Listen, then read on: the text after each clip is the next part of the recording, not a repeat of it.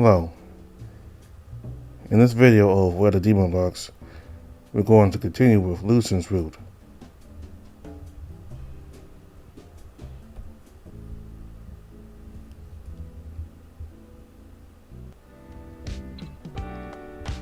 The evening sun paints the sky a warm orange hue. Though the peaceful atmosphere would be welcoming for anyone after a day of hard work who still had things to do. Lucian leads you to the shopping district. At the entrance, he pulls out his HALO and taps it twice on the top. A layer of static covers the HALO, transforming it into a tablet. Neat feature was with the dog ears on the protectors though. I just thought they were cute. The angel turns his attention back to the device and walks on. You raise an eyebrow as Lucian starts and stops, walking sporadically. No, wait. He suddenly pivots and walks into a boutique. Lucian, you follow him aside, being led around the shop. You walk straight through a rack of dresses that you had to hurriedly pull off his head on his way back out of the store. Lucian, where the heck are you going? I'm following the signal. Keep up. The ping rises and falls with no discernible pattern, but the dog relentlessly follows its beck and call, leading him into yet another store. You let him enter on his own. Within 5 minutes, someone screams, followed by a loud slapping sound. Lucian rushes out of the store and briskly walks past you. He's covering his left cheek with one hand, while his other hand keeps a steady grip on the HALO, never taking his eyes off it. He mumbles something to himself before walking through a crowd, cutting off, and bumping into anyone he crosses despite their exasperated cries. You run behind him with your head low. Sorry. Reaching out and seizing Lucian's hand, you yank him to a halt. Dude, stop running around at random. You're bothering people. But the HALO says the gate is somewhere here. Do you see a door moving around? It doesn't have to be a literal gate, it's just a name. The thing could be floating for all I know. There's clearly nothing here. Well, but the HALO, it probably needs a good tap. Give it here. You grab the device and smack it against your thigh several times. Hey! Lucian quickly grabs the item back. Stop that. That's not how you treat God's gift. Dude, it's obviously not working. No, God doesn't make mistakes. I found you. It was working right before we got into this part of the town. Just let me figure out the pattern here. The gate is definitely here. I just need to know how it's moving. You're out alongside. I'm not doing this. I'll go search on my own. Don't go too far. Walks off, leaving you stranded in the middle of the street. Pursing your lips, you rack your brain, wondering what to do next. Where to start? A gate that can break through the realm of the living, that would have taken up tons of soul energy. Not to mention the ritual would have required a lot of space. So if I want to find that, what can I do? I got nothing. You're instantly tantalized by the urge to find a bench and take a break. No, stop being such a me and think King needs help. What would he do in this situation? He probably asks around. Yeah, probably somebody who looks like they know a lot too. Someone must have seen some of that construction work. I need someone who will be here most of the time.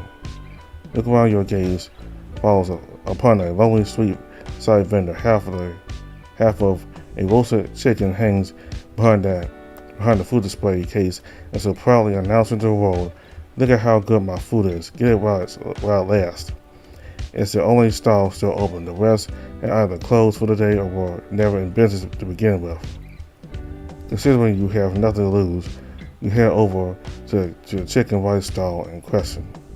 A slender man wearing an apron stained with brown sauce stands up from his seat. He smiles warmly at you. Hi there, want some chicken rice? I got some juicy roasted chicken.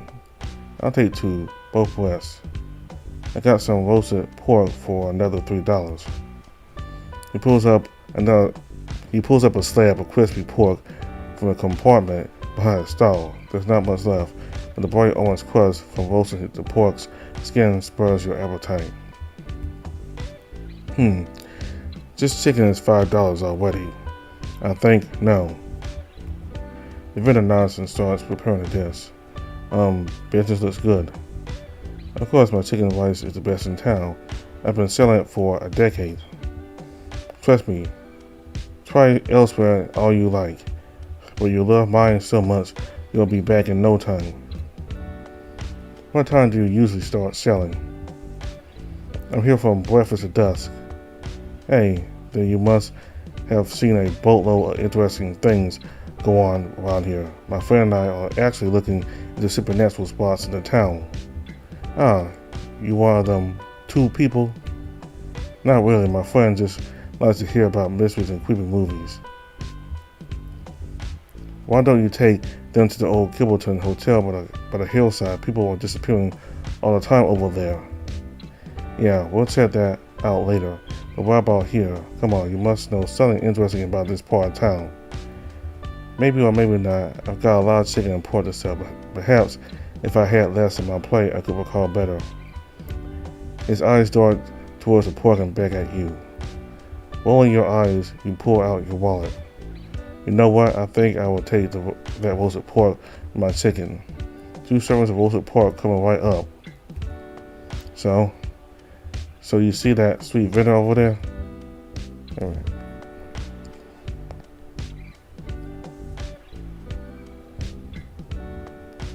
So you see that street over there? He points down the road to his left. He points down to the road to his left, leading beyond several rows of closed stop lots. Yeah, what about it? That's Double Walk. That's Double Walk 1. We're on Double Walk 2. All the businesses that used to be on Double Walk 1 either moved here or closed down permanently. So it's a bad business location? Yeah, probably had some city feng shui. There's some rumors that all the bad business started with the death of the arcade owner who owed money to the local gang. Since then, those who walk that street sometimes hear a painful scream come from the arcade, or a sickeningly overpowering feeling of being watched by hundreds of eyes. Well, I've never heard of that one. It's bad for business to talk about it. People who know someone was murdered instinctively wonder if they will be next. That's the main reason we all sit at our premises here. Start clean. How real exactly are those rumors? Personally, I believe it. I walked that street a while back. I swear I heard The man trails off. You're curious, but you decide not to press it. Your hand trembles as he closes the lid on the packed food. He fumbles with the plastic forks and spoons as he bundles it and your takeaway together with a rubber band. He hands you the food in a bright purple plastic bag, handing him money in return.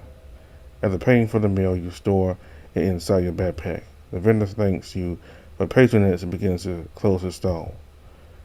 You ponder about the new information as you walk over to find your stray angel. Lucian. What is it, Kovu? Well, any luck?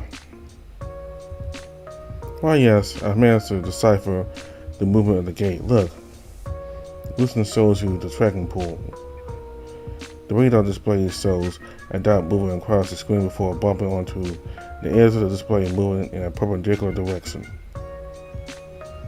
Are you showing me your screensaver? I know what it looks like, but I'm confident we can catch that gate if we find the boundaries that cause the gate to bounce around. Or we could check out this lead I got instead. What lead?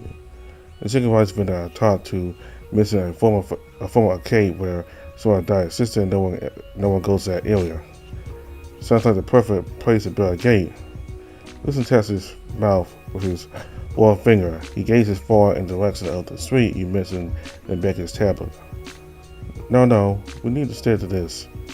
This is Lord Gary's plan. He knows what's best. Come on, we're wasting daylight chasing a screensaver. Lord Gary's never wrong. He made the perfect device for this task already. Well, I'm going with or without you then. You take several steps in the direction of the haunted house on Hunt Street before turning back to face Lucian. Here I go, all alone. If this is real and I die, it's on you. Fine, I'm coming. The streets of Double Rock 1 bears the scars of a place long forgotten. Weeds have taken root in the cracked walkways. The road is now a milky gray. No one has bothered to retort it. Listen though, by your side, we keep darting his head back to where you both came from. Will you relax? If I'm wrong about this, we can go chase that bouncing gate whenever. There's no guarantee it will still be there. If the gate can move, anything is possible. It was a handful getting this far. Your doubts will surface, but you persist on forward until you reach the arcade. A two-story structure with strips of white paint that has peeled off over the tine dangles delicately. They shiver against the gentle breeze. The metal rafters have been pulled down on the main entrance. A splattered smear of red paint lies faded upon the metal surface. What happened to this place? And what's with the slapdash paint job? It's not a paint job. It's a warning gang used and toss red paint on someone's property as a sign that they need to pay up or else. What a disgusting mortal custom. Is this how it's done? You borrow money from the wrong people, then there's a price to pay. Money? The degree of mortal sits wrongly with me. Is that your whole beef with their kind? They love money too much. It's one on a very long list. If you don't know what it's like having to attend to their every need in heaven. Despite your judgment in the underworld, the souls up there retain much of their personalities, not souls in the fantasies that they ask Lord Gary to draw up. I hate seeing Lord Gary working himself as a bone for them, when in life they rather give their soul to money. Chill out, not everyone's like that. Your optimism, much like this plan, is not very inspiring. There's still no sign of the gate. Shh, listen. Your ears perk up to the sound of a muffled scream. Did you hear that? Lucian raises his ears and looks about. His eyes widen. It's faint, almost ghost-like. It's coming from inside of that arcade. Help me find a way in. You circle the side of the arcade and find a side door with a long window covered in yellow newspapers. You grab the door handle and give it a good twist, but it won't open. Damn, it's locked. You wouldn't happen to know how to pick a lock, would you? Lucian shakes his head. Well, how do you propose we get in? Let me help. The both of you scream at the top of your lungs. Lucian grabs you by your arm, kicks the door open, and kicks the door where Toast's head popped out of. The lock breaks with a loud quack, and the door swings open. Dude, it's not my fault. He scared me. Toast snorts with laughter. Oh my god. I was going to offer to unlock it from the inside, but that was way more fun. Lucian and you throw dirty looks at the ghost. The angel lets go of you and instantly pulls out a feather. Let me kill him. No, don't. Toast, you better have a good explanation for why you're here. Not much to explain. I was looking for you. I saw you were hanging around with. He points at Lucian without really acknowledging him. So I figured if he was going to give you a hard time, it would be better if I stuck around to bail you out if he got you into trouble. Me? Hello? I do not get into trouble. Sure you don't. Toast, we're doing something important here. You don't want to get involved unless you want to go back to the underworld. What if you're doing something dangerous? you're going to need me. Toast. Come on, you two don't look like you know a thing about breaking in. At least let me be the lookout. I don't trust him.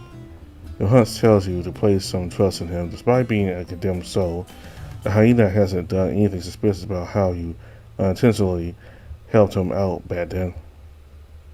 We don't have time to debate this. His idea isn't that bad. Let's just let him keep an eye out for us. Fine, but I'm keeping an eye on you, Ghost. Beaming, Toast floats up to the roof. We better work fast.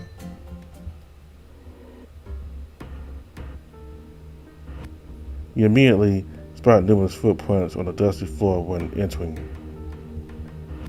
It gives your eyes some time to adjust to the dark. The only light is from the doorway you enter from, and it's rapidly fading as dusk approaches.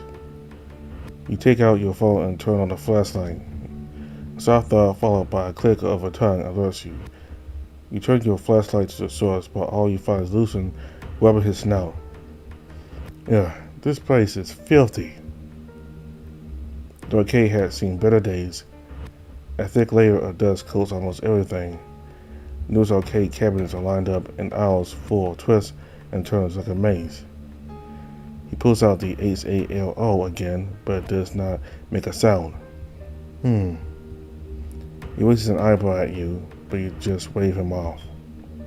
These footprints lead to behind the counter. Let's see what we can find. You both approach the counter. It too is blanketed in dust. Behind that, there's a cabinet with many compartments gathering cobwebs. You imagine it used to be filled with prizes to be won. Above the cabinet is an old notice board filled with past years of gaming tournament ads. Without hesitation, you crouch beneath the table, looking for some sign of the gate, a button, a switch, or anything. Nothing down here. Let me search the cabinet. You and Lucian heave the cabinet away from the wall and find nothing behind or below it. You scratch your mane. Nothing. Damn it. Lucian pushes the cabinet back into position before walking over to the notice board. Alright, let's get out of here. Lucian? Hold on. The dog stares at the notice board. Did you see something? His nose twitches as he leans in towards it. I smell a spell. You sniff the air, but can't catch a whiff of anything. Taking down the board, he sets up on top of the counter. There's a spell here somewhere. Help me look. Okay, Air guitar competition. Anime cosplay competition. It's just a bunch of posters. No, I can feel it. They're hiding the incantation somewhere. If I wanted to hide a spell, I don't think I would hide it in plain sight. Right, let me just... He conjures a feather and waves it around the posters. The ink from the printed text begins to liquefy and slither towards one another. Once congealed, gooey tendrils start to emerge and link up with their neighbors. Their gooey black tendrils connect and form a magic circle. Oh, these markings. I've never seen them before. What do we do now? Maybe. He picks up the board and puts it back where it hung, and a key sliding into the lock, and time wings out from the magic circle. Glowing white cracks form across the entire wall, and the south and front, and settles in the space replaced with rows of yellowed bones and skulls arranged in the shape of a gate. This is it. Lucian pulls out his device and announces with a cool robotic tone, you have arrived at your search item. This is it. Where did they get all these bones from? They're too big to be animal bones. That doesn't matter. Let's open it. The angel pushes against the gate, but it does not budge. It's locked. But there are 3 keyholes here. Darn it. Should have known it wouldn't be so easy. Guys, Toast? I saw two dudes coming over here. Hurry. Shit, turn the circle off. Lucian waves a feather over the board and the magic circle undoes itself. The gate reverts back into an ordinary wall. Outside, you can hear footsteps approaching frantically. You ready to Lucian and Toast to get down. The ghost floats over, and the three of you hide behind the counter. You share worried glances at one another, and Lucian puts a finger to his lips. What the hell happened here? Shit, man. We shouldn't have gone for that cup of coffee. How was I supposed to know someone was going to try to break in today? You think it could have been a bunch of teens just like the other night? How will I know? I wasn't there. Do we have to report this to someone? You hear their footsteps enter the premises. Now let's just check the place to be sure and fix the door. Last time those dumb teens were smoking behind the arcade cabinets. We need to get out of here. Lucian taps you on the shoulder to get your attention. He points to himself, then the door, then to you. He gestures to run. You understand that he aims to be a distraction. Hey, you smell that? Smells like a soul? Until you swing your head to Toast, but he looks just as dumbfounded as you are. Man, that's all you think about. We just got paid last week. Can you blame me? We don't get enough. Damn right about that. This side is clear. Let's set the counter. Toast whispers to you both. I'll distract them. You guys won. No, let me. I can do it with my feathers. You give a sliver of time to decide. Toast's sudden volunteering throws you off, but he has a determined look in his eyes. He's been reliable so far. But one of those goons said they could smell salt. A normal person wouldn't know that. The gaze falls on Lucian. Perhaps his plan would be the safest, but if he fails, King is as good as dead. You have the least to lose here. Perhaps you are the best option.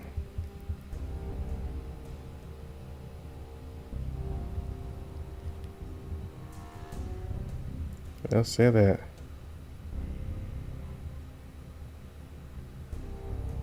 You said that Kobu is the best option, so let's pick Kobu.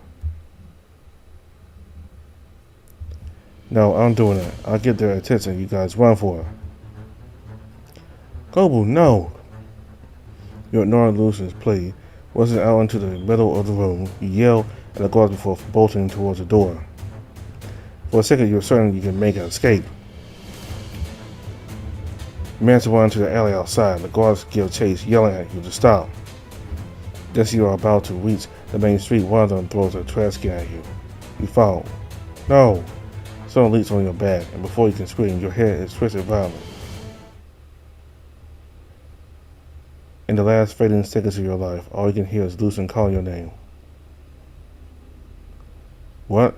What are you doing here? You can't talk, can you? Not that you should, considering you've never been here before. Now, I wasn't expecting you here, at least not this early. What did you do? Good grief, I was really hoping you lived a fuller life before this. I guess this is how it ends. You're dead.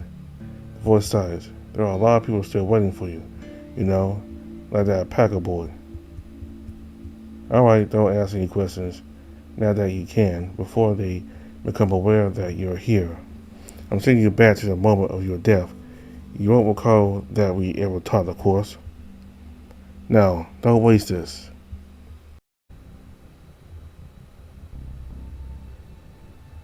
I'll pick Lucian and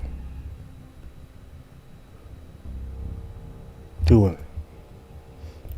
Lucian conjures a feather and tosses it onto the floor. It bounces back up like it's made of rubber. The feather ricochets off the cabinet, pulling the attention of the guards. It bounces again and again, slamming against the door and crashing into some rubbish bins outside. They're making a run for it. After them. As the footsteps fade off into the distance, you audibly gasp. We're not in the clear yet. Let's head back to the apartment. You guys go. I'll make sure they don't catch up with you. Wait, that's dangerous. I'll be fine. I'm just making sure you guys get out of here safely. Lucian nods. We need to go. Find us when you're in the clear. The ghost floats upwards and heads in the direction of the guards. Your Lucian walks off the other way and hurries to your apartment. Slow down. I think we're in the clear. The apartment's in sight, merely a 5-minute walk away. You start to catch your breath. Lucian, on the other hand, keeps a close watch on your surroundings. You okay? I'm fine. Now keep walking. We're not safe until we're in your apartment. You both continue heading towards your place. I hope Toast is safe. Perhaps. Well, he has avoided cats by my hands. I would think he can avoid a few regular hooligans. There's nothing regular about those guys. Remember what they said? Yes, they were able to detect souls. Technically, demons and angels feed off soul energy too. Could it be one of us? No, I doubt it. The magic used to hide the gate didn't incorporate any markers of our kind. Both reached the apartment entrance and climbed the steps. Well, did you see who they were? I didn't. I was too busy trying to think of a way to get us out safely. You think we can get back to the gates later? Yes, no, maybe, I don't know. He speaks at a louder volume than he usually does. Your stomach twists at the thought that you've upset him somehow. Hey, did I say something wrong? No. Please, I just need a thing. You arrive at the front of your unit door. I'll stay watch in case of any trouble. Wait, what about dinner? Got your portion too. You pull out the takeaway containers from your bag. You can have it. I'm not in the mood. This guy. However, you keep your thoughts to yourselves and enter your home. With your back pressed against the door, you slowly slide down before curling up on the floor. Today was just 2 months. Is that how he's feeling out there? Thoughts about Lucian follow you as you crawl into the cell. You reheat and set down the chicken rice on the table before digging in.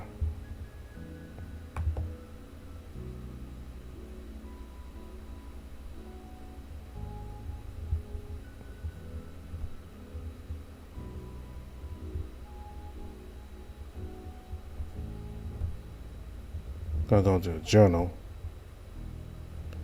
Now we cover all the names so far. We already did freelancer. Cover all the names. So now we're going to start with the places. Locations it's called. Let's talk about the red zones first. I've been to 2 other red zones before I arrived in Kibbleton. I've got to be honest, I can't really remember them in detail with me running for my life and all. There was a city, it had this mega corporation that everyone was working for, and the whole company had its hands in the city's activities. The second place was nice. They all had this dragon god they all celebrated. It was a nice place, but it felt like I didn't really belong there if I wasn't a fan of their god. So far, minus the gang problem in the new cult in town, Kibbleton is pretty alright. But if what Lucian says is true,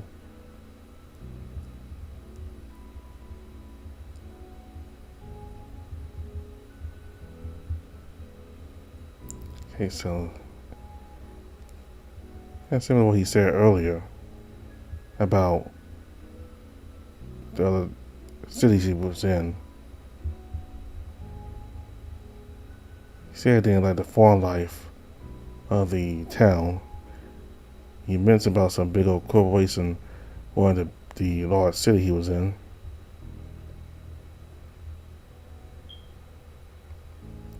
Okay, so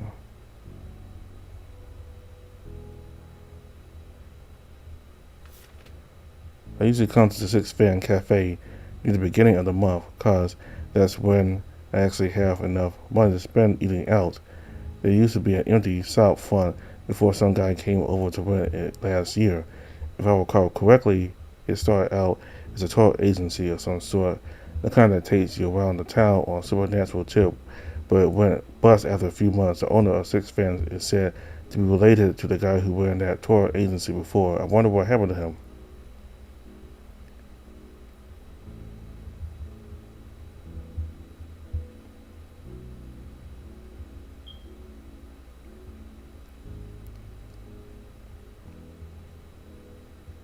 I don't know, maybe that guy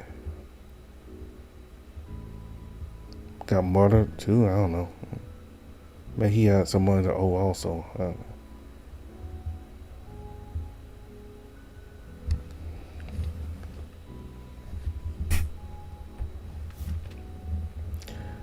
Sunny Foods. Sunny Foods, the friendliest family mart in town. Rain no sign will be there to serve you with a smile.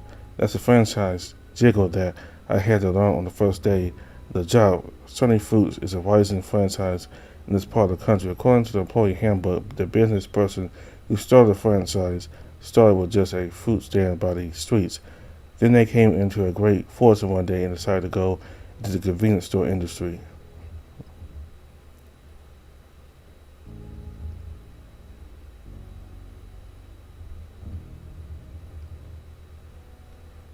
So that's how a lot of big corporations start. They start off small with this one person, very humble beginnings. They start with this one person, then as that person becomes more successful, they buy. I mean, they expand to stores throughout their city.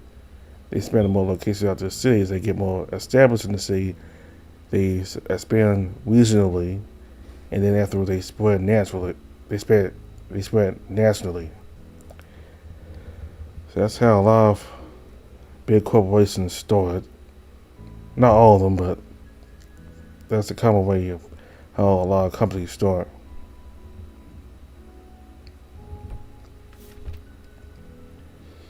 The underworld is the inverse of up above. I don't know how deep into the business place goes, but I tried dropping a coin out the window a few decades back when I was a kid, and I haven't heard it land since. Each floor is the same. Some are as small as a broom closet, some are huge enough to be able to accommodate entire cities within it, and some are literal office spaces, though most are office spaces. Paul taught me that the underworld will expand according to the needs of the current ruling demon lord, but every time I try, I have my own arcade room or my own private movie theater. Vendrake will inevitably show up and turn it into another freaking file room.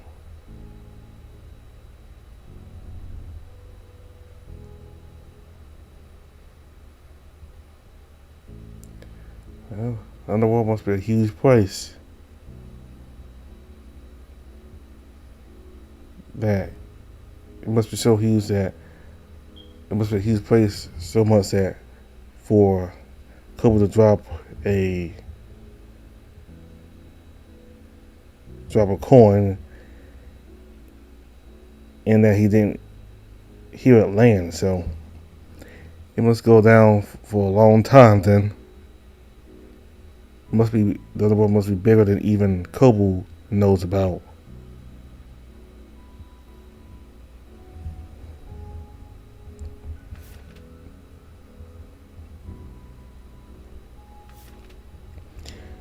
If the underworld is a soul-crushing company, the up above is the five-star hotel.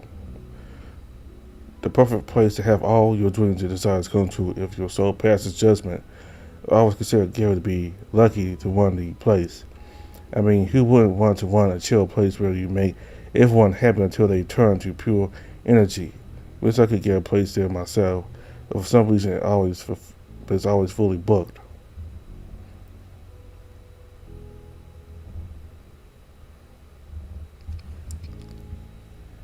It seems like both Gary and Kobu are very similar. Both of them seem to be more relaxed and chill when it comes to their personalities. Neither of them are like Ventrate, this stern cold guy who works the hell out of people. Both of them, both both Gary and Kobu both try their best to make lives happy for other people. Gary tries to Gary tries to make Gary tries to satisfy people up above with a request to have him draw stuff for them and make wishes for them. So he does all of them to make people happy, though that does make him too busy. So busy that Lucian becomes concerned about Gary, and that's the big concern Lucian has. He believes Gary is working too much, and all the souls or angels and up above are asking way too much of Gary. So that's the big complaint Lucian has towards up above, his society. That people ask Gary too much, and they make him do too much. While Kobu in the underworld, he tries his best to make the work environment for the demons more pleasant, with them having breaks and him allowing them to do things their way. And he just wants to run the underworld in a just and relaxed way for all the demons. And he doesn't like seeing them being overworked, so he tries to make things lighter for them. So that's my view of both of them. Both of them are very similar. They want to do the best, and they want to make things easier for the people that they rule over.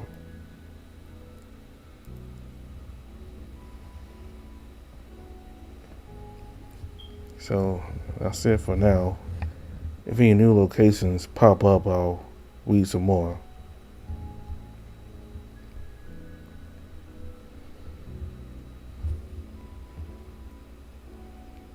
You reheat and set down the chicken rice on the table before digging in.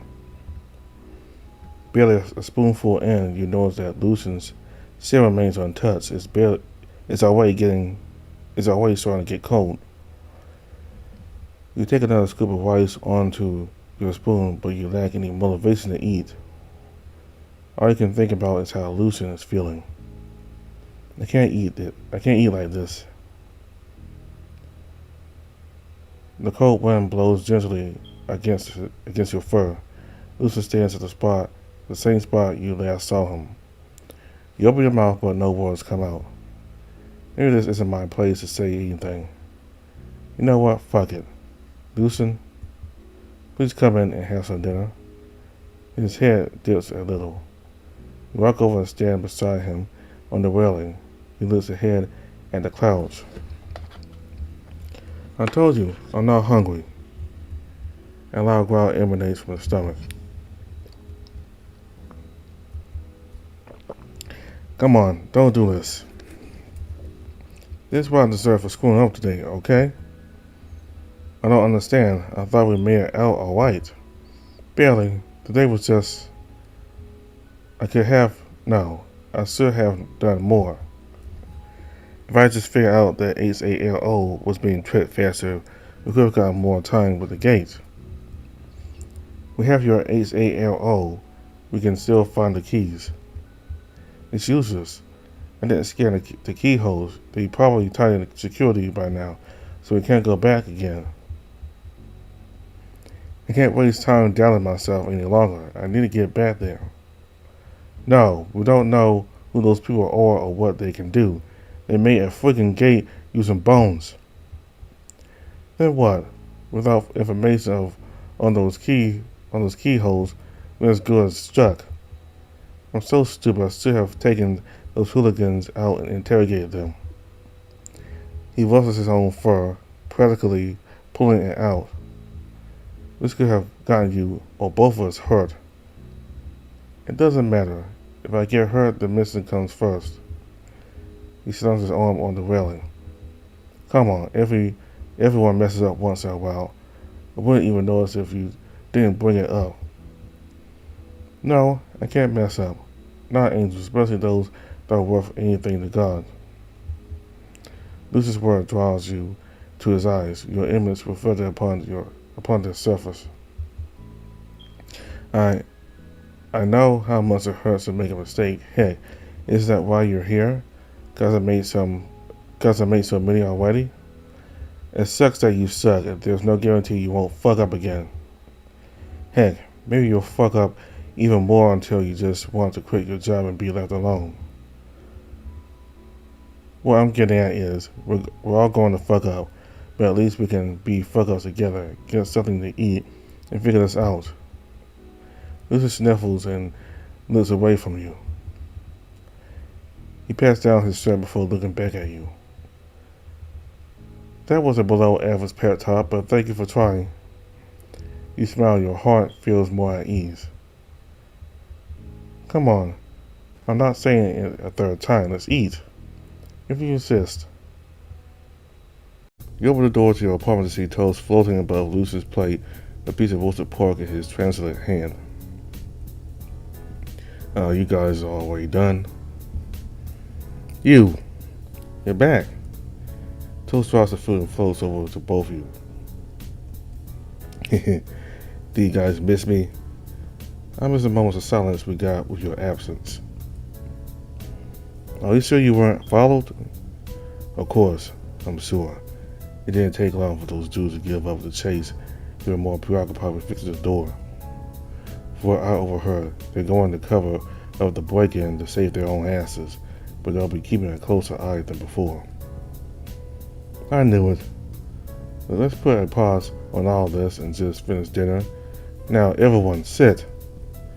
The three of you gather around the short dinner table for the meal. Can I have that roasted pork? You may not. Can I have yours, partner? Okay. Maybe just one. Sweet. He takes one and puts it inside his mouth. You watch the pork go down. What happens? You watch the pork go down what appears to be an invisible esophagus, but drops out of him midway and lands on the floor. Toast sighs as you pick up the meat. Damn it, I just want to eat something. A waste of time. Your kind can't take in anything physical without a body, yet you retain your living need for food, for sex, and for drinks. At least that's what the other world of Mandel told me. Is that right, Kobu? Huh? Oh yeah, I remember that. You're too preoccupied with your meals to really pay attention. I need to ask you about those hooligans you evaded. Toast, did you get a good look at them? What did they look like? Did they wear anything distinctive? Couldn't tell you, pretty boy. Didn't really got a good look at them, but from what I did see, they just looked like any other guy on the street. Lucian clenches his utensils tightly. Hey, if you guys need me, I could go spy them. I watched tons of spy films before. I thought that will help if they can smell you. Besides, don't you have something better to do now that you escaped the underworld and all? Wait, shit. I have an appointment with Archon. I completely forgot the time. Alright, catch you guys later. Toast. Do like he flies out of the ceiling. We're going to be seeing more of him, aren't we? I think so. Lucian sighs and focuses back on his meal. Hey, I'm doing the steak out tonight, right? You don't have to. That's my duty. No way, that's not fair. You already stayed up all of last night. It's my duty to keep you safe until you get back your throne. I'm not risking it. Well, I for one loves my sleep. I'm pretty confident you need some too, especially after the day we've had. How about this? We'll patrol inside the apartment tonight. That defeats the whole purpose. Hear me out. You get the sofa, I'll be near you. If anything happens, we're close to the door. You get rest, and I'll be on alert. Lucian takes a spoonful of chicken rice and chews on it. You're not going to stop asking me to sleep until I do, will you? Nope. Fine, I'll humor you. Great, then let's chow down and get ready to hit the hay. You both finish up your dinner before getting dressed for sleep. Luckily you have an extra blanket and pillow lying around for Lucian to use on the sofa. For the first few minutes you lie in silence, tapping your belly. You get the feeling that Lucian isn't asleep either, but you can't really see from the lower angle. Lucian? Lucian sits up towards you. How's the sofa? Comfy? It's adequate. Cool, you're not taking your jewelry off before you sleep. The angel touches a piece of gold that circles his neck. This is more magic than a piece of jewelry. It's my vow as an angel to serve God and prove that we receive God's blessing. So I can't really take it off that easily. Besides, having it on makes me feel comfortable too. Huh? And every angel has that? Yeah, we're all gathered one upon Christ, and you can liken it to a confirmation and initiation, whether you give your underlings. I think they get a commemorative pin and a company t-shirt that says Team Demos. Demos? A typo. They printed way too many and haven't fixed it since my dad was in office. Interesting. Since an angel who certainly traveled all the way to Earth to learn fun facts about the demon world. Hey, about the gate. Do you think of something? What if we ask Morris for help? What? It's dangerous to involve anyone else in this. Besides, what makes you think he will be willing to help? The instant he finds out you're a demon, if he won't destroy you, he'll exercise you, or worse, turn you into a summon. I know. That's why we don't tell him anything. You want to deceive him into helping us? That's despicable.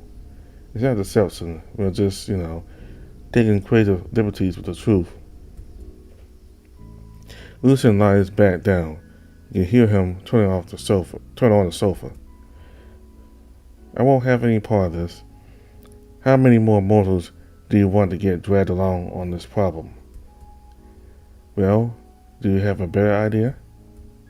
Exactly.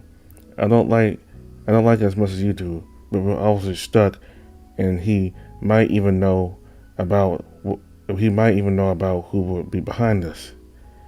If we have to involve him, he has every right to know what's going on. Lying by omission is still lying. My goodness. I just know this is going to affect my promotion. It's going to be another 100 years before I get another chance at it. Drama Queen, relax. I think Gary is pretty understanding. Even if you didn't get the promotion, what's the big deal? What's the big deal? I've been working my whole life for this. I want to be one of Lord Gary's top angels.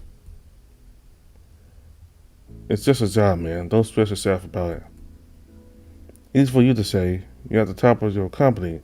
There's nowhere else left to go. When did being the demon lord become just a job for you? Since always, I was smart enough not to let the job consume me. Did it though? Did it ever come close to consuming you? That last remark felt like a dirty blow. I'm sorry. That was uncalled for. No, it's fine. I just don't like remembering that part of my life. So you being sent here had something to do with your job? Your fingers dig deep into the mattress. There's a strain in your eyes that you try to hold back. Could we Maybe not talk about that for now. Okay? An audible sniffle echoes off the walls. I just realized we went completely off topic. What were we talking about? Morris. Whether we want to ask him for help, we want to ask him to help us find the keys to open the underworld gate. Well, I admit you're right. We don't have any other alternatives for now. I'll follow your lead. Okay, guess we can meet him tomorrow after my shift. I'll be around. Night, Lucian. In the morning, you awaken first. Lucian's still deep asleep, so you let him be. Write him a note that you're going to work and remind him not to go near the gate on his own. At the point, you stick the note over his right nipple. It brings a smile to your face seeing him snore. You're stuck working for the rest of the day. To your horror, a promo sale is on today. A proper children's video game that involves casting cute mascot characters collaborating with a hot dog company. For every 3 hot dogs bought, a customer gets a sticker. Collect 10 and they get exchanged it for a random package that may or may not contain a rare figurine. You wish you could open them all and take the prices for yourself, but that would be against the rules.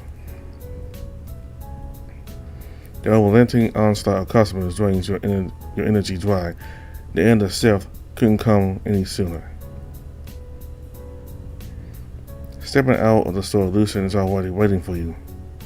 Hey, been waiting long? Not much. I just got here. From where? Honestly, I slept a day away. He sighs and shakes his head. Cute note, by the way. Let's go before Morris closes up. Either way, the two of you head to the shopping district where Morris's office is located. As you walk, you conjure up excuses to pull up if Morris gets suspicious of you and your partner's identity. Lucian remains silent as he walks beside you, his face fixed in the same bored expression he maintains all the time. You sneak glances at him. The angel looks off at the surroundings with glazed eyes. I really could have handled last night better. Why is he even making such a big deal about this? Heck, why am I bothered by what he thinks? You begin to focus on the pavement beneath your feet, mind leaping from one thought to another. Slowly before you know it, a memory from the past begins to swell up within your mind. It was a day from when you just started taking on your role as ruler of the underworld. Vendrake was there. Vendrake, I have a question. Yes, my lord. Did anyone ever try to find out why these souls keep trying to escape? There's no mystery to that. Those embers hate to be tortured. Which brings up the question, why do we even torture them in the first place? The soul energy output barely reaches well above mates with their method. Peppering souls, you mean, where the challenge is there in granting all their wishes. What we demons do is far more complicated. It's artistic even. I just don't see the point. We need that soul energy to build the underworld, to pay our employees, and to keep the world in balance. So why aren't we switching to a more productive method? Ventrate smiled at you, a rarer occurrence than a day when he wasn't telling you off for something. You think just like your father, always about the end means. I was about the end results. You haven't seen a bigger picture, the meaning the tortures inspire. These souls, whether a victim of circumstance or by their own free will, made choices that brought about suffering to those around them. The suffering they go through now is a reflection of the anguish they placed on others before. As much as they despise it, they must suffer, for they ought to be an example of all to our mortal life, to push them towards living an honorable life. Sometimes the end goal is meaningless if the method used to achieve it ruins whatever value that goal had in the first place. Kobu. Blinking, Lucian's yell pulls you out of your own thoughts. You turn around a familiar alleyway to meet Lucian's vexed expression.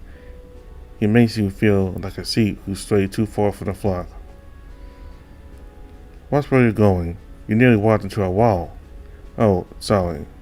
As Lucian walked ahead, you were left pondering. I wonder, is this the same thing? Oh, shut up, Brian. Stop doubting yourself. We need his help. Screw the truth. Approaching the office, you see a flight of stairs on the side of the building, leading to the second floor. Right above the entrance to the stairs is a sign that reads, Morris Board's Exorcism Extraordinaire. You and Lucian exchange silent nods as you make your way up. Morris sits behind a worn-out looking desk, tinkering with his watch. Give me a minute. I'm just working on recharging this watch, and no, it's not working. Morris looks up at you. Oh, hey, it's you two. Take a seat. I've got coffee or tea if you like. Neither, please. I need your help. Come on, I brew a mean cup of Joe. What about you? He turns his attention to Lucian.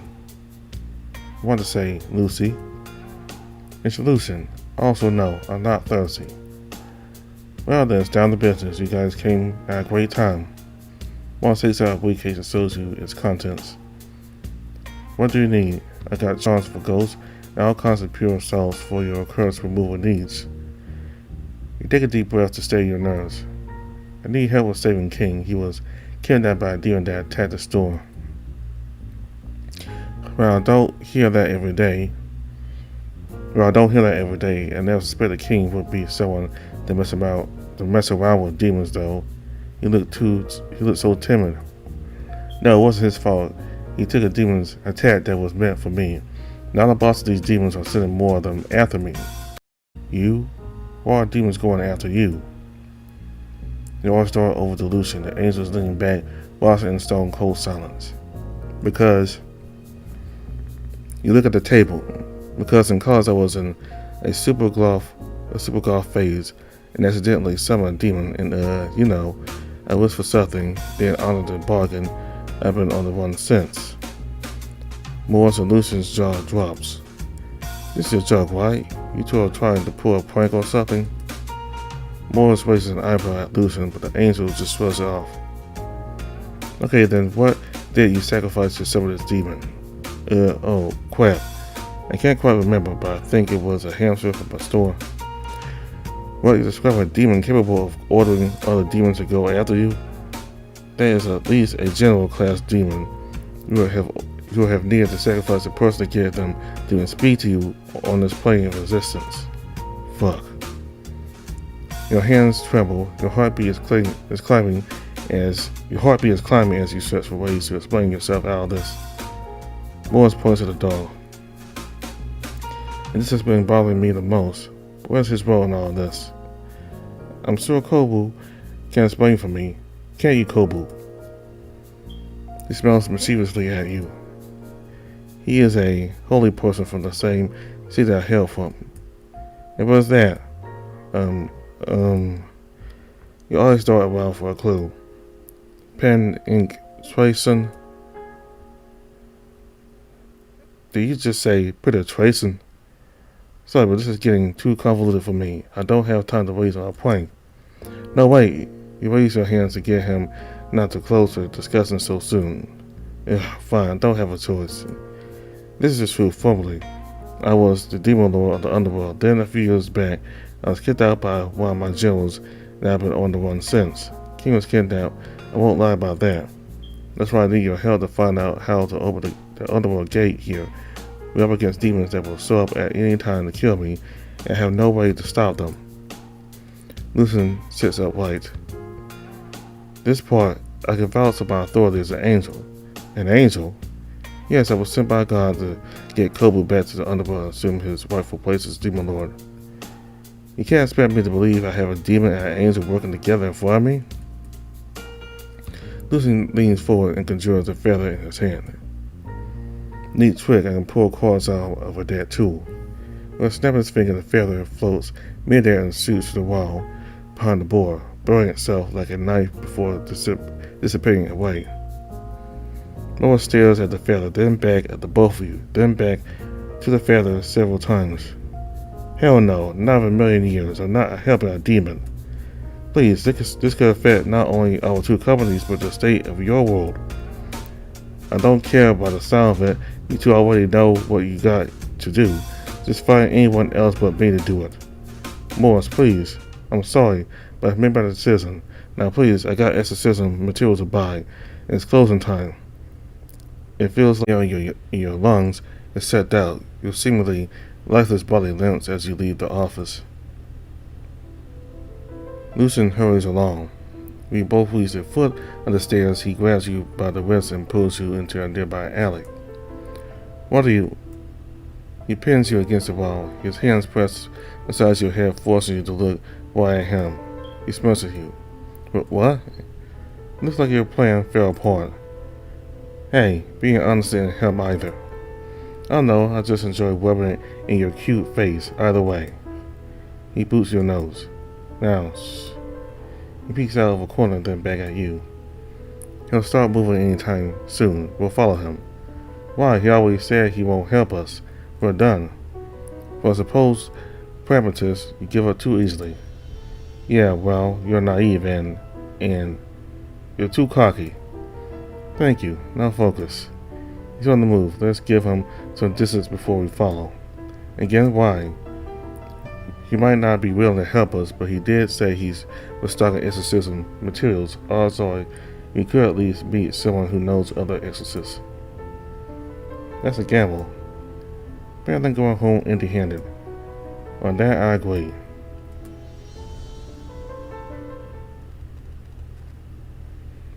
Once Lucian's certain that Morris is far enough away, you tell him carefully.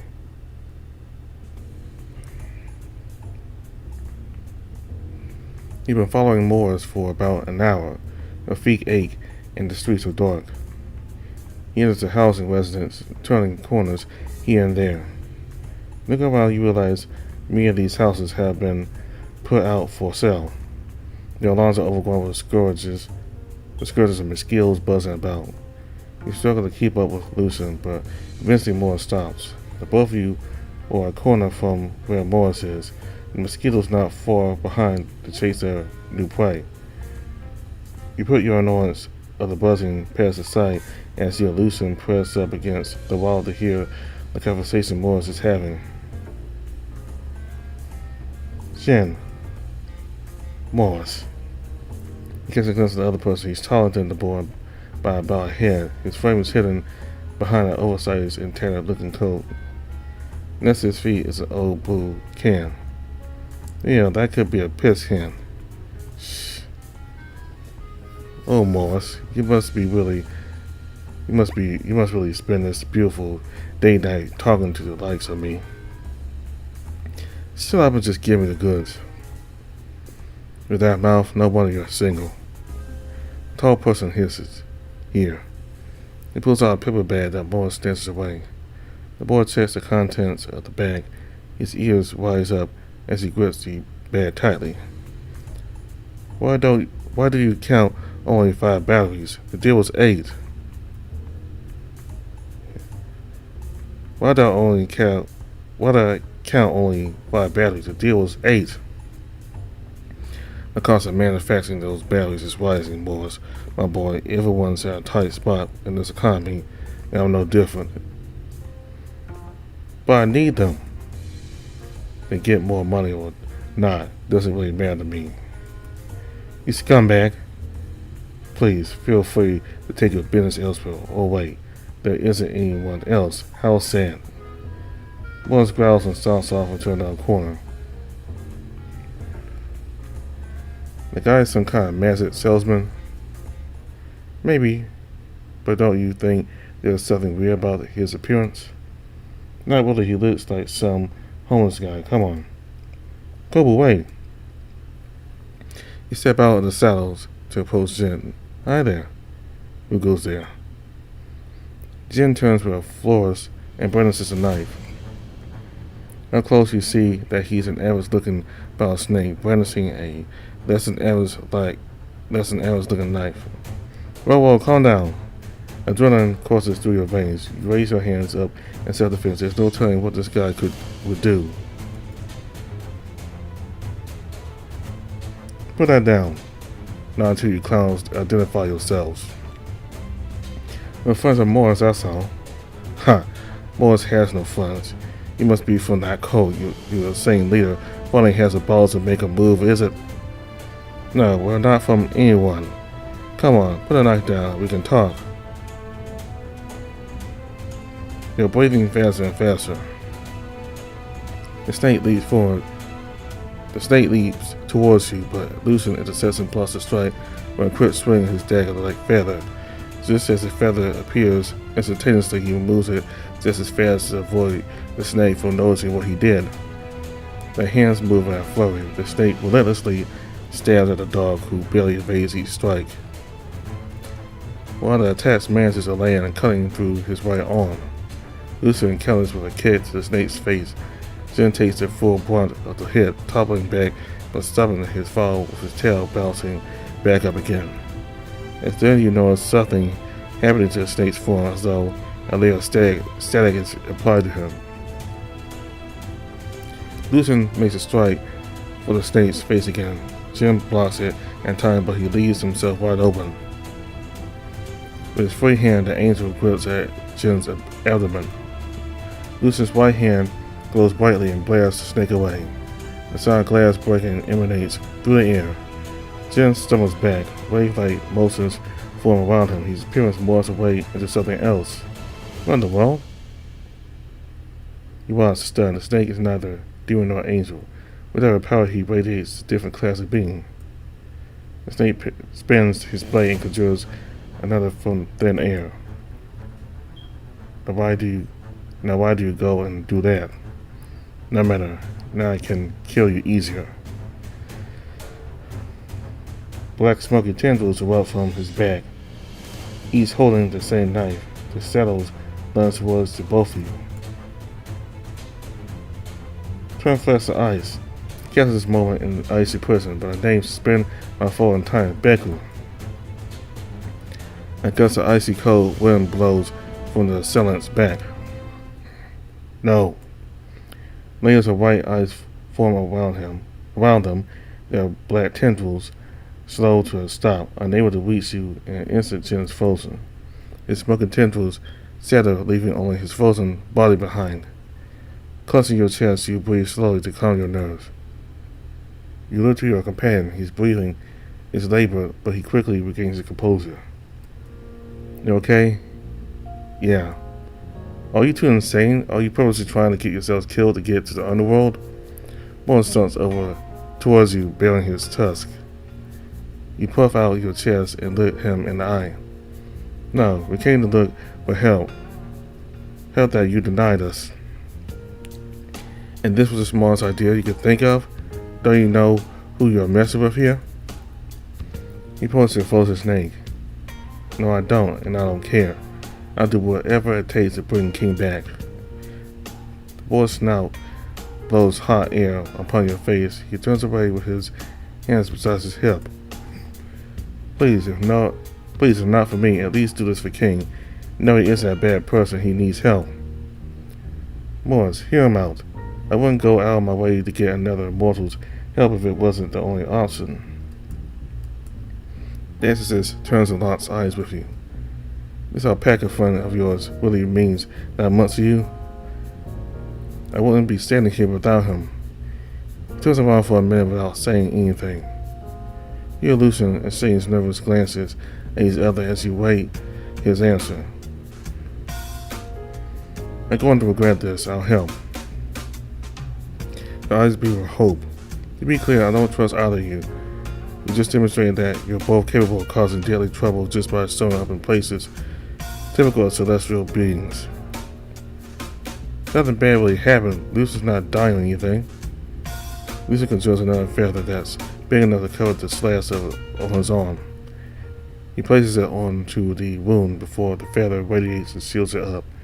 Both wonder if this innate healing is something most angels possess. At the cost of my very expensive limited charm, which I had to use on the same guy who sold it to me. Anyways, I figured it would be better if I keep a close eye on you two. However, there's one condition. Once all this is over, both of you must leave Kibbleton. But that means saying farewell to King. Farewell to the life you made here. You struggle to form the words, but you know what must be done for King's sake. So you nod. Your voice breaks. Your voice breaking as you speak. All right, help us. It's a deal.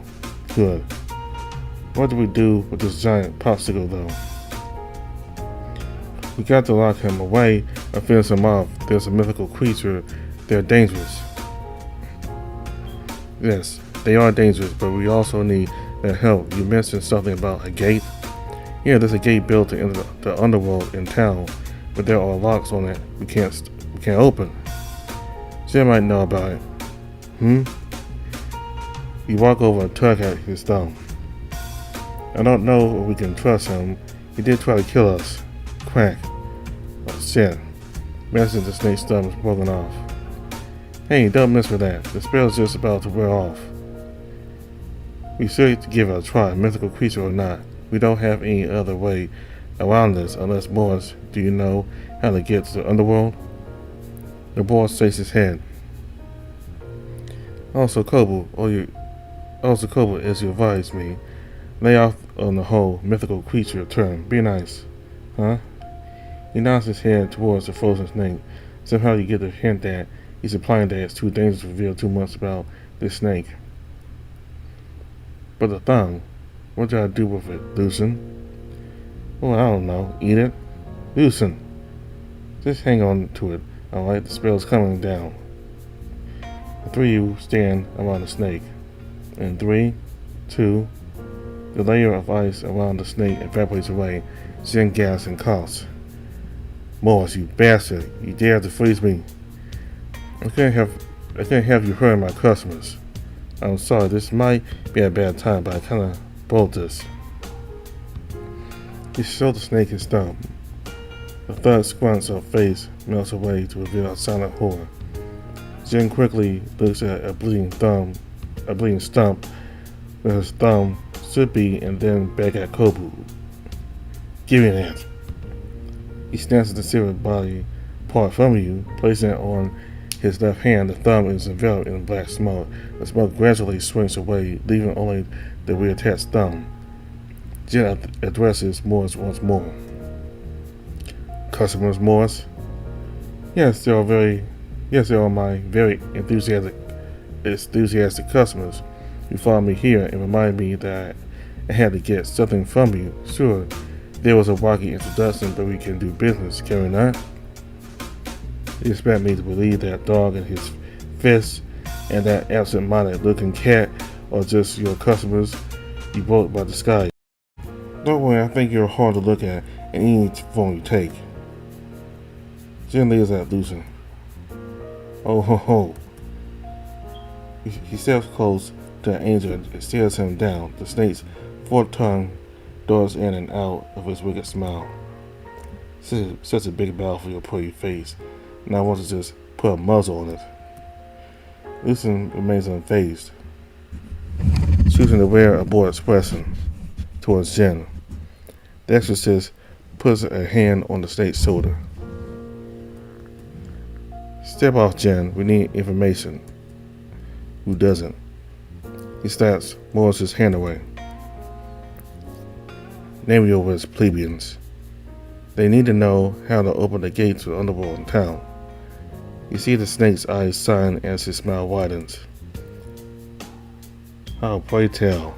Do you come to know about that? Know your business. I'm buying your discretion at the same time. The snake tosses his head up high.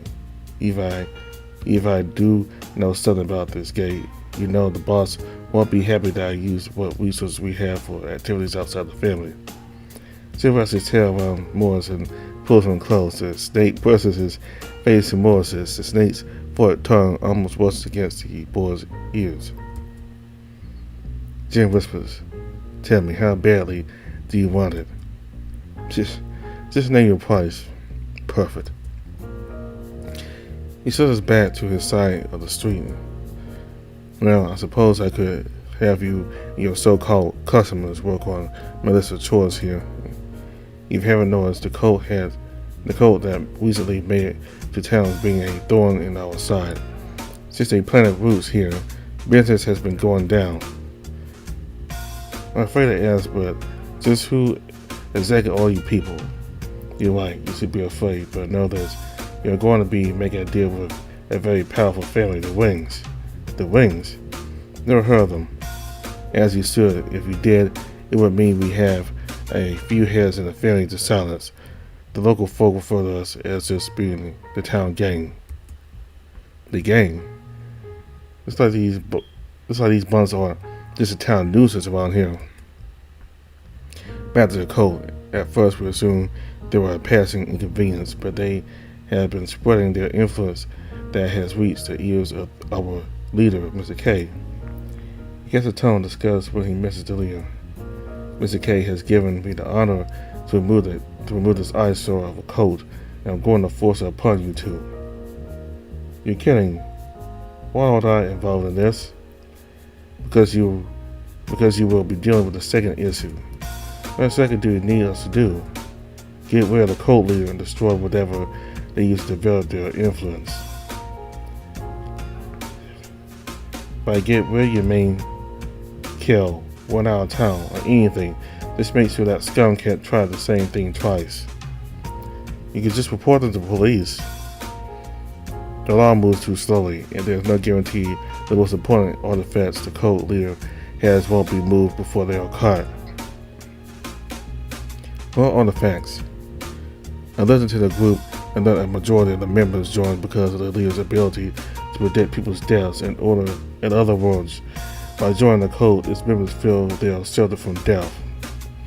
Ridiculous, but it works. Did you even find out what this artifact looked like? Why, yes, it's a hood that the leader wears. Destroy it. Destroy the leader. Make sure to snoop around their computers as well. What are we searching for? Cult porn files or their orgies? Cults aren't built on faith and charisma anymore. These days they require connections and lots of money, mostly illegally acquired, of course. Make sure to be thorough and scrub everything. Do this and I'll give you information on how to get your keys. I don't like this. I should be helping them. You don't have the time. Our members reported that a demon has been leaving its presence around town. A demon? You and Lucian exchanged nervous glances. He was thinking who I could send for this, and here you are. It must be fate. Find where the demon lurks and destroy it. You snored. What? It's something funny. Just a nervous twist, thinking about the demon. Oh, hang on a minute. You're getting way more out of this deal than we are.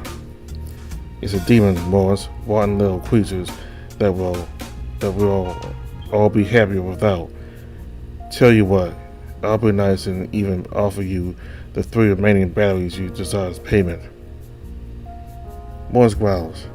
Give us a minute. He calls you and Lucian away from Jen. You heard the snake. Do you want to do this? Wait, when he said demon, did he mean? Now think it's something new. It could be another freelancer. What's that? The demons who are after me. Look, I really don't see another way to get those keys. Morris takes a deep breath. Okay. You all return to Jen. We'll take the deal. Jen cackles maniacally. Excellent. Then let's shake on it. And throw on emerges from his stomach. Do I have to test that? I don't have any disinfectant on me. Lucian, fine. Y'all shake his hands. The moment your hands make contact, a jolt of burning energy spreads across the palm of your hand. What the hell? Pulling your hand away, you now have a black cube with you. What's this? How else do you expect to get rid of magic? How else do you expect to get rid of a magical artifact? Activate that device when you have the artifact. It will unleash a powerful magic that will destroy it. Okay? Good luck. If any of you plan to perish, do make sure your insurance is renewed. Snapping his fingers, Jen disappears. All that remains is the old can by the wall. The 3 of you walk back the way you came The three walked back the way you all came. I'm officially checked out. Morris wipes the sweat from his brow. Ditto. Hand me the bomb. I want to check it out. He passed the black cube to Lucian. You guys want to grab something to eat? Six Fans is probably still open. We could get takeout. After the day I had, I'll take it. But you're paying. Why me? Morris passed you on the shoulder. Because you're my customer, and them's my terms. He groaned, but you followed him either way. Lucian doesn't say much during the walk. His attention taken up completely by the cube. To be continued.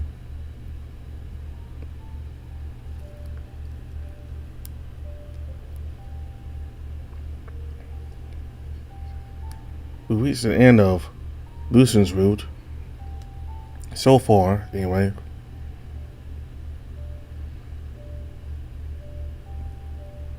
So, they made a deal with the snake, and in exchange for the three of them going after this demon, the snake will give them a key. Well, I don't know, but the snake knows about the gate. In exchange for the three of them taking out the leader of this cult that's been roaming around town, the snake will help them with the gate that goes into the demon world. There's also a demon roaming around town, and the snake refers to the demon as where the demon lurks, which is the name of this VN. So I think this particular demon might be the most important thing to happen in the game, you know, because the snake said where the demon lurks. So I'm guessing that this demon may be very important towards destroying. I'm not entirely sure, but I think that's what it is, since the snake used that term where the demon lurks. You know, take out where the demon lurks. It's named after the VN. So, looks like things are working out after all. After initially rejecting the request from Koba and Lucian, Morris has decided to join with them. And I assume Toast is gonna be with them also, so that'll be all four of them.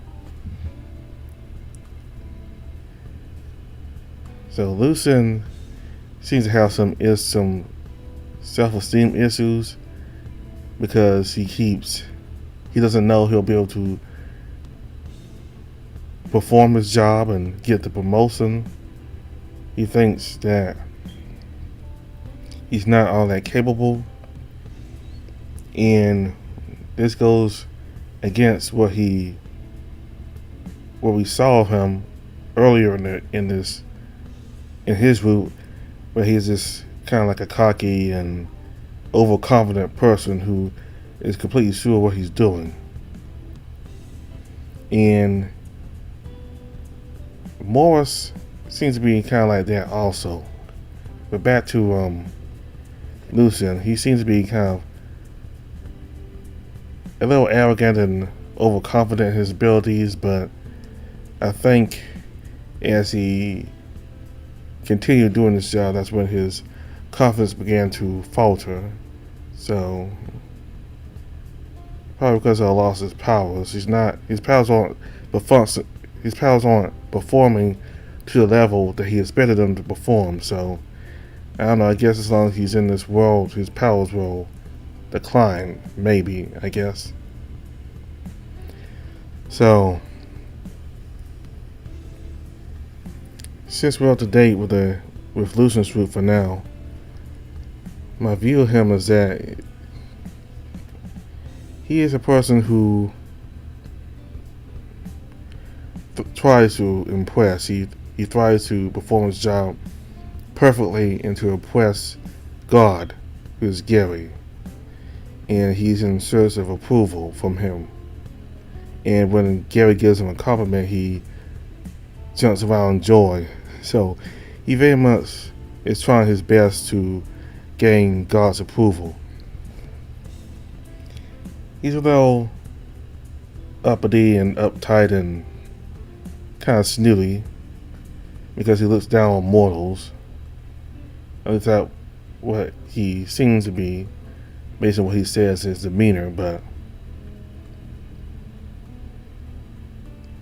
he is a person who is very close. Well, I don't say close, but he's gotten pretty close to Kobu, and the point that he's willing to explain his problems to him, and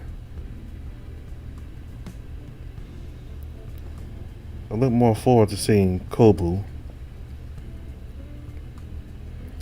I don't know when the next update will come out for him, but maybe it will come out later this year, because on the updates on Patreon they rotate between the three characters. Toast was the most recent person to have an update, so maybe Lucian will be next, I guess. Wait a minute, I mean, not Toast. Morris was the one that had the most recent update. So I think it was in March or April, or maybe around that time, but he was the latest character to get an update, so maybe pretty soon we'll get to see more of Lucian and new updates, I guess. I don't know. So we're done with Lucian. That's all that is currently available for him, for Lucian. So I'll pick another route to do next time. Whether to do Morris next or to do Toast next. I kind of like Toast a lot better than Morris or Lucian.